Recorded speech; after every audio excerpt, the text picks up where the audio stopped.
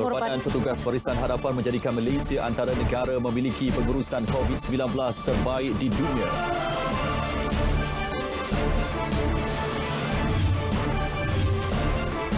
Lagi 2,539 kenderaan diarah berpatah balik cuba rentas negeri untuk pulang ke kampung sambut Aidilfitri.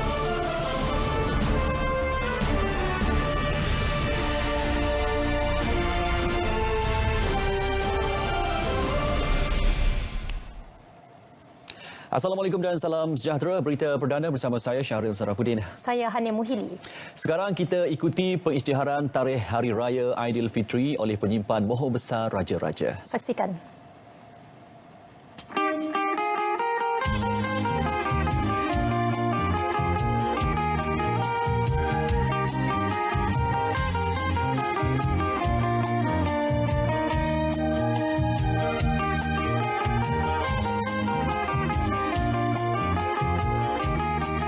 Bismillahirrahmanirrahim.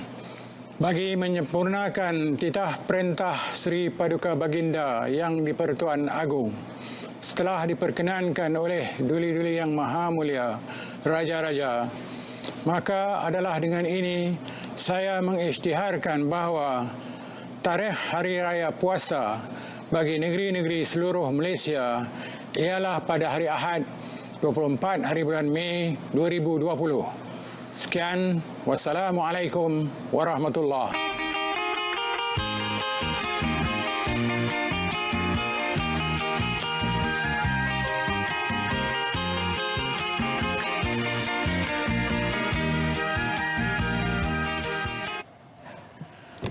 Baik, kerja keras dan pengorbanan petugas Barisan Hadapan memberi impak positif dalam usaha negara mengekang penularan COVID-19.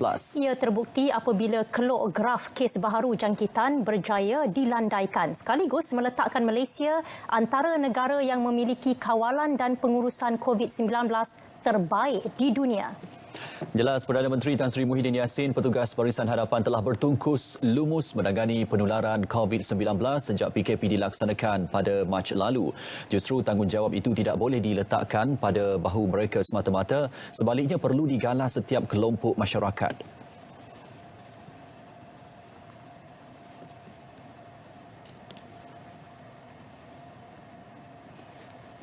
Mulai daripada sekarang secara berpangkat-peringkat, bebanan tanggungjawab tu sepatutnya dipikul oleh rakyat. Kita selama berbulan-bulan ni kita mengambil langkah ke hadapan, the frontliners. Tapi slowly tapi surely selepas ni rakyat harus memikul tanggungjawab untuk menentukan supaya wabak COVID ni tak menular. Kalau dia ikutkan SOP yang telah ditetapkan oleh KKM, sanitizing dia punya tangan, lepas tu pakai mask, uji dia punya suhu badan dan sebagainya itu, dan pastikan ada social distancing sepanjang masa. Dan kalau itu dilakukan, bermakna beban tugas yang kita sekarang laksanakan bolehlah dikurangkan. Perdana Menteri menyatakan demikian dalam sidang video bersama beberapa pasukan keselamatan di Perdana Putra. Dalam sidang video selama setengah jam itu, Perdana Menteri mahu urusan pembayaran allowance khas petugas Barisan Hadapan disegerakan. Ia bagi memastikan kebajikan golongan sasar terbela selaras pengorbanan mereka. Ada sedikit masalah di setengah-setengah di kalangan yang terlibat tu, agak katanya bayaran kepada yang menuntut daripada kalangan frontliner itu ada lambat sikit ataupun terpaksa melalui banyak ketas-ketas. Saya minta dan arahkan supaya ini dipermudahkan. Pasal yang terlibat ni frontliner telah berkorban banyak masa dan tenaga. Sepatut layanan yang kita harus beri juga mestilah yang adil dan juga diuruskan dalam keadaan yang secepat mungkin. Ini telah pun saya arahkan dalam mesyuarat saya di sebelah pagi tadi. Taklimat mengenai gerak kerja pasukan keselamatan turut dihadiri Angkatan Tentera Malaysia ATM, Polis Diraja Malaysia PDRM, Jabatan Bomba dan Penyelamat serta Angkatan Pertahanan Awam. 2,539 kenderaan yang cuba merentas negeri atas alasan mahu pulang ke kampung telah diarah berpatah balik semalam. Menteri Kanan Keselamatan Datuk Seri Ismail Sabri Yaakob berkata penduduk di Melaka mencatatkan jumlah kes cubaan rentas negeri tertinggi iaitu sebanyak 886 kes. Ia diikuti Perak 362 kes dan Pulau Pinang 284 kes. PDRM juga telah mengadakan 154 sekatan jalan raya rentas sempadan negeri dan telah pun memeriksa sebanyak 264,280 kenderaan. Mengulas lanjut, beliau berkata 64 individu ingkar arahan PKPB ditahan semalam. 40 daripadanya direman manakala bakinya di kompaun.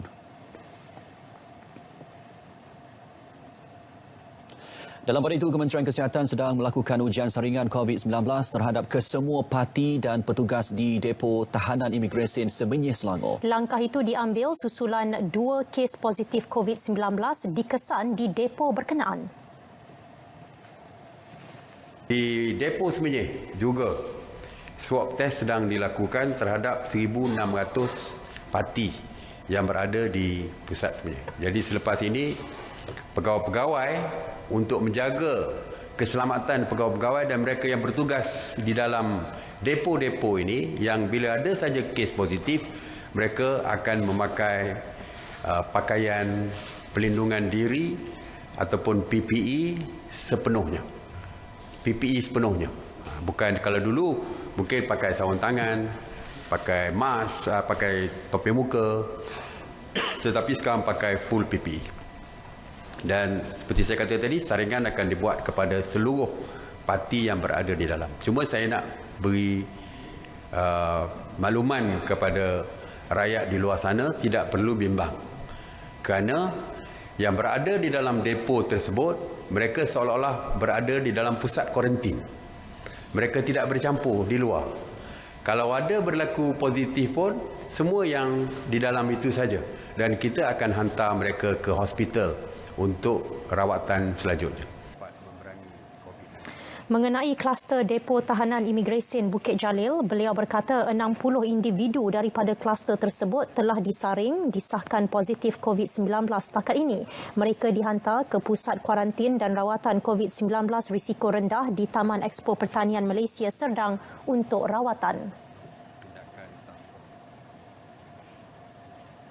Sementara itu, bilangan kes pulih COVID-19 terus menunjukkan perkembangan memberangsangkan apabila 63 lagi kes dibenarkan discharge hari ini. Ia menjadikan jumlah keseluruhan pulih sebanyak 5,859 kes atau 82.1% daripada jumlah keseluruhan.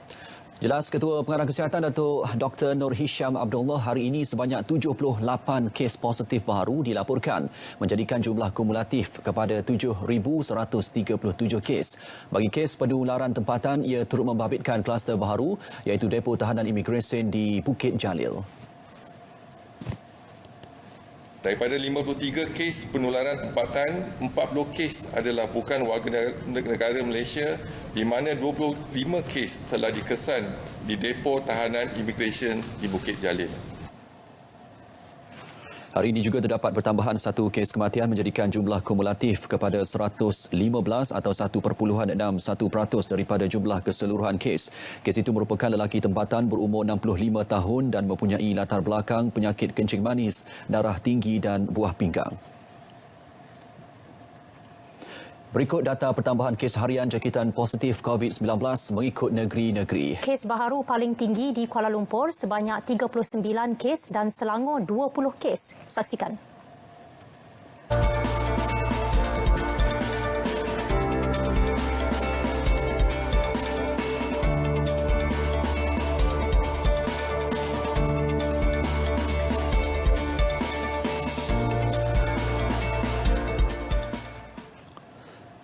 Menjelang Syawal, Datuk Dr. Nur Hisham meminta orang ramai mengutamakan kebersihan ketika membuat persiapan Hari Raya Aidilfitri. Selain amalan kebersihan, beliau turut menyarankan amalan pemakanan sihat dan seimbang pada setiap masa. proses penyediaan makanan perlulah diberi perhatian, terutamanya dari segi cara pemasakan yang betul dan selamat. Penyediaan makanan yang selamat turut mencegah keracunan makanan. Sepanjang bulan Syawal tahun 2019, Kementerian Kesihatan telah menerima laporan 53 episod keracunan makanan melibatkan 1,995 kes. Masyarakat juga diminta sentiasa mengamalkan sikap dan rasa tanggungjawab semasa menjalankan sebarang aktiviti sama ada di luar mahupun dalam rumah. Perdana Menteri Tan Sri Muhyiddin Yassin menjalani kuarantin selama 14 hari bermula hari ini. Ia berdasarkan perintah pengawasan dan pemerhatian bagi kontak COVID-19 setelah seorang pegawai yang menghadiri mesyuarat pasca Kabinet di Pejabat Perdana Menteri Rabu lalu disahkan positif. Mesyuarat tersebut dipengerusikan Perdana Menteri. Bagaimanapun, Tan Sri Muhyiddin telah menjalani ujian saringan COVID-19 pagi tadi dan disahkan negatif. Semua ahli mesyuarat tersebut juga diarah menjalani ujian saringan dan kuarantin di rumah masing-masing selama 14 hari. Perkara tersebut dimaklumkan menerusi satu kenyataan media Pejabat Perdana Menteri. Seperti biasa, setiap hari Jumaat kita lihat harga petrol dan diesel mingguan. Harga baharu bermula tengah malam ini sehingga 29 Mei.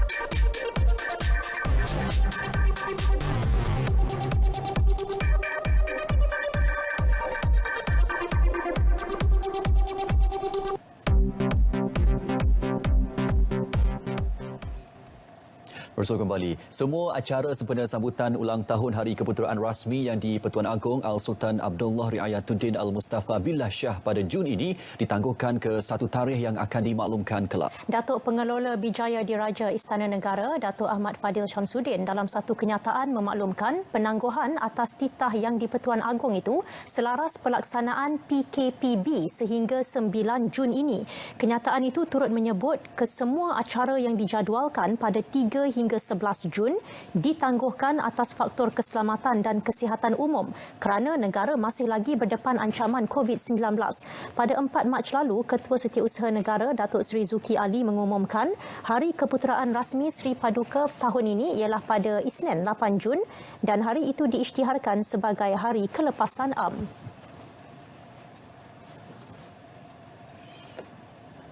Pelbagai usaha telah dan sedang dilakukan bagi memastikan penggiat industri kreatif tempatan menjana pendapatan berikutan penularan COVID-19. Menteri Komunikasi dan Multimedia Datuk Saifuddin Abdullah dalam kenyataan medianya menjelaskan kerajaan mengambil berat nasib golongan tersebut. Jelasnya KKMM juga akan memastikan lebih banyak peluang kerja dan kandungan kreatif dihasilkan melalui dana kandungan digital. Antaranya memulakan semula aktiviti berkaitan khususnya berskala kecil dalam tempoh 6 bulan. Jelas Datuk Saifuddin, KKMM telah mengadakan perbincangan bersama penggiat industri seperti Finas, MDEC dan RTM. Input perbincangan akan dibawa kepada perhatian Menteri Kewangan untuk pertimbangan sebahagian daripada pelan pemulihan ekonomi yang dijangka diumumkan oleh Perdana Menteri dalam masa terdekat. Beliau juga memohon agar setiap agensi berkaitan untuk memberi input tentang keperluan dana tambahan bagi membolehkan bantuan diberi.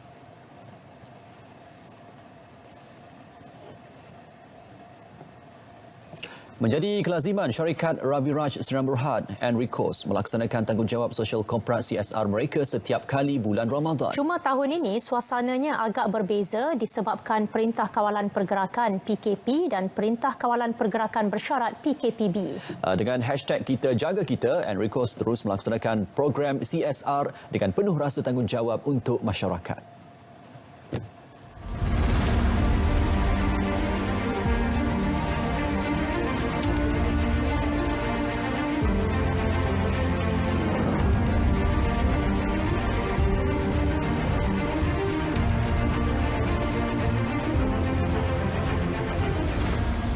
Kita daripada syarikat Enricos Ravi Raj Sdn Bhd, kami sentiasa aktif.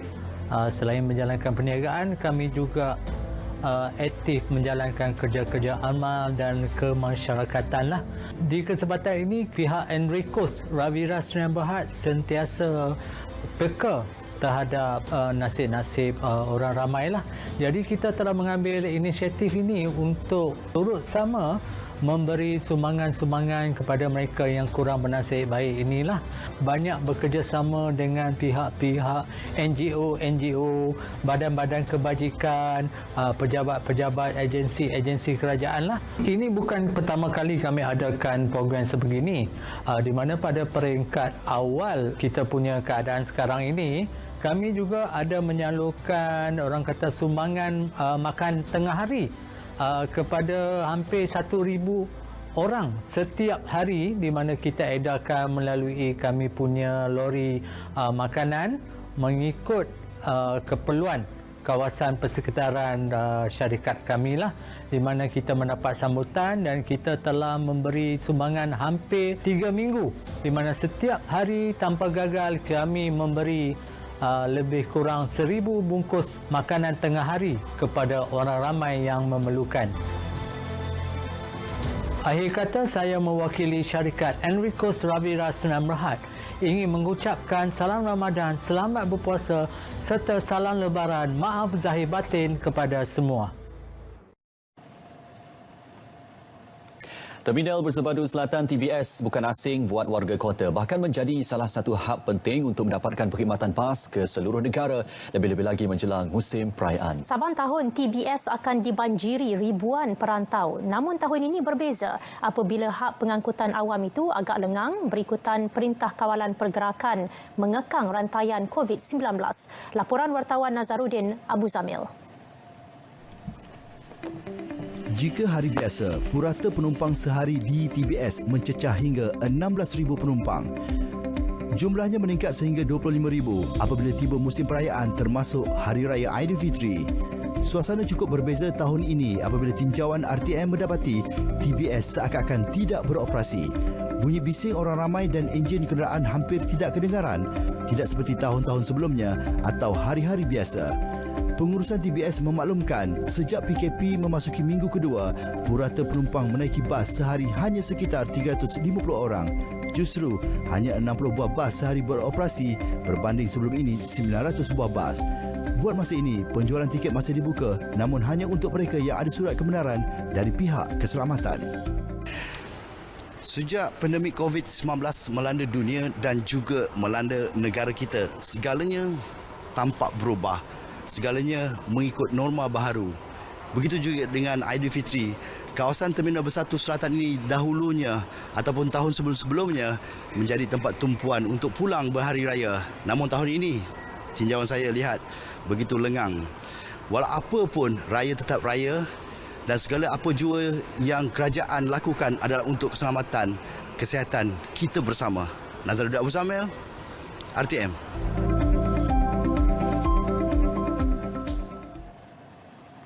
Masih ramai yang berdegil dengan cuba melakukan perjalanan rentas negeri. Ia menyebabkan kesesakan trafik di beberapa plaza tol utama dari ibu negara seawal 8 pagi hingga ke tengah hari tadi. Sekatan jalan raya pula perlu terus diadakan bagi memastikan tiada siapa yang terlepas merentas negeri tanpa surat kebenaran. Wartawan Jalberta Robert melaporkan.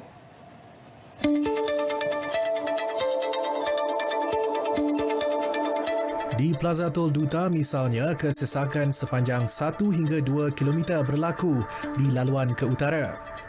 Kesesakan turut berlaku di Plaza Tol Sungai Besi menuju selatan. SJR yang dilakukan di kawasan Southville City Bangi arah selatan ke Seremban turut menyebabkan kesesakan, namun ia perlu dilakukan demi memastikan PKPB dipatuhi. Meski bilangan kenderaan tidak banyak, PLAS Malaysia Berhad sentiasa bersiap siaga 24 jam bagi membantu keselesaan pengguna. Inisiatif terbaru, PLAS memperkenalkan perkhidmatan aplikasi perbualan atau chatbot pertama bagi industri lebuh raya dinamakan Puteri selaras amalan kebiasaan baharu. Di Puteri ini akan melayan semua pertanyaan melalui digital. Ada menu di situ, anda boleh tanya toll fare, anda boleh tanya lalu lintas, keadaan lalu lintas. Terdapat juga promosi-promosi terbaru yang berlaku di sepanjang Lebuh Raya Plus. Semua ada di situ. Ini sebenarnya kita memperkenalkan adalah bersangkutan juga dengan epidemik COVID-19 ini, di mana kita cuba mengurangkan komunikasi secara langsung, ya, sentuhan fizikal. Kita cuba mengekalkan jarak, distance sosial yang sepatutnya dalam berkomunikasi. Puteri dijangka mampu mengendali lebih 70% daripada 1,500 panggilan harian diterima Pusat Pemantauan Trafik PLAS. Terima kasih. Meskipun tiada perjalanan rentas negeri untuk balik ke kampung dibenarkan pada tahun ini, pihak PLAS sentiasa bersiap siaga memastikan keselamatan dan juga keselesaan setiap pengguna di lebuh raya. Pihak PLAS sentiasa berinovasi, antaranya memperkenalkan chatbot Puteri untuk berinteraksi bersama dengan pengguna. Apa-apa pun, pandu berhati-hati dan selamat sampai ke destinasi. Jabatan Robert, RTM.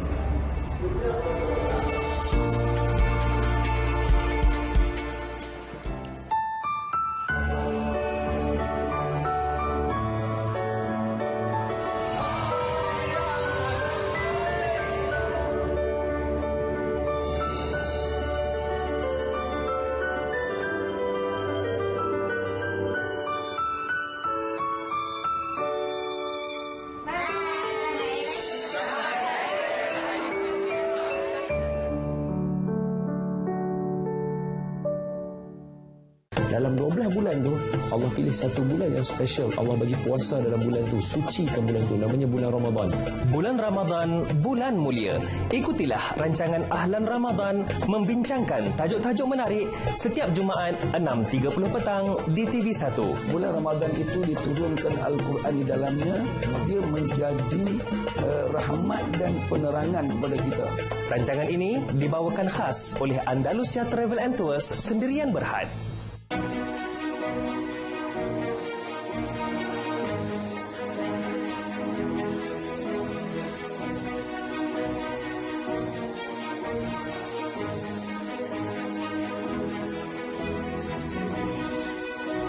Sembur sebaik-baiknya, bertindak sekarang.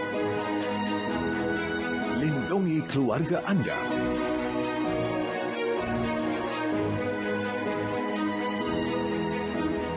Dalam 12 bulan tu, Allah pilih satu bulan yang special. Allah bagi puasa dalam bulan tu, sucikan bulan tu, namanya bulan Ramadan.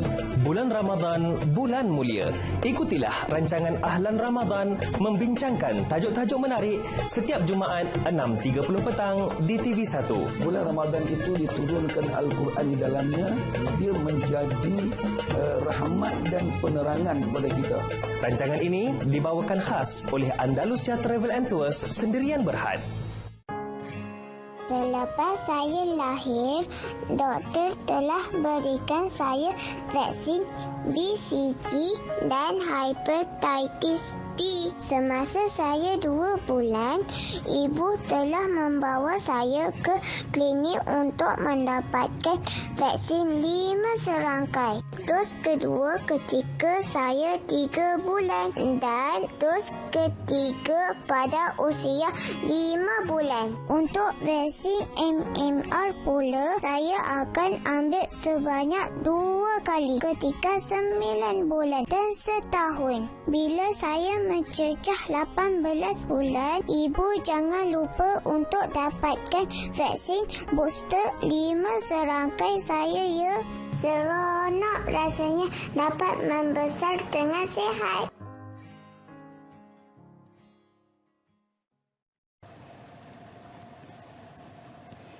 Bersua kembali, 200 orang bekas atlet negara diraikan dalam satu majlis sumbangan raya kerjasama Yayasan Kebajikan Atlet Kebangsaan YAKIB dan Jawatankuasa Tetap Pembangunan Generasi Muda dan Sukan dan Pembangunan Modal Insan Negeri Selangor. Penyerahan sumbangan bagi menghargai jasa bekas-bekas atlet dan atlet para yang pernah mengharumkan nama Selangor dan Malaysia.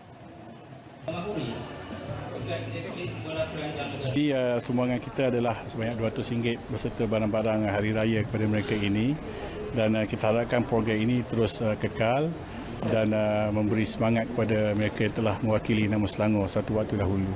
Sumbangan yang kita dapat hari ini akan membantu mereka lah untuk merayakan hari raya. Walaupun kali ini kita beraya secara sederhana, saya harap dengan duit yang mereka terima ini akan membantu sikitlah. Syukur Alhamdulillah, dana ni buat kata apa yang kita terima kita bersyukur pada Allah Ta'ala, itu je. Kita tak ada fikirkan yang nak banyak sikit, semua teruskan pada Allah Ta'ala yang menentukan. Antara yang hadir, pemenang pingat Gangsa Sukan Asia 1962 Jaafar Bibon, bekas juara silat dunia Zakri Ibrahim dan bekas atlet olahraga Ruzlan Omar. Saya Muhammad Karuddin Osman, Exco Generasi Muda Sukan dan Modal Insan, bersama-sama dengan YAKIB dan bekas-bekas atlet yang mewakili negeri Selangor ingin mengucapkan Selamat Hari Raya Maaf Zahir Batin. Baik, berita perdana Jumaat 22 Mei berakhir di sini. Biasakan dengan norma baharu, amalkan kawalan kendiri serta patuhi PKP bersyarat. Ya, sebagai peringatan bersama, tiada lagi kebenaran merentas negeri. Assalamualaikum. Ya, salam sejahtera. Jumpa lagi.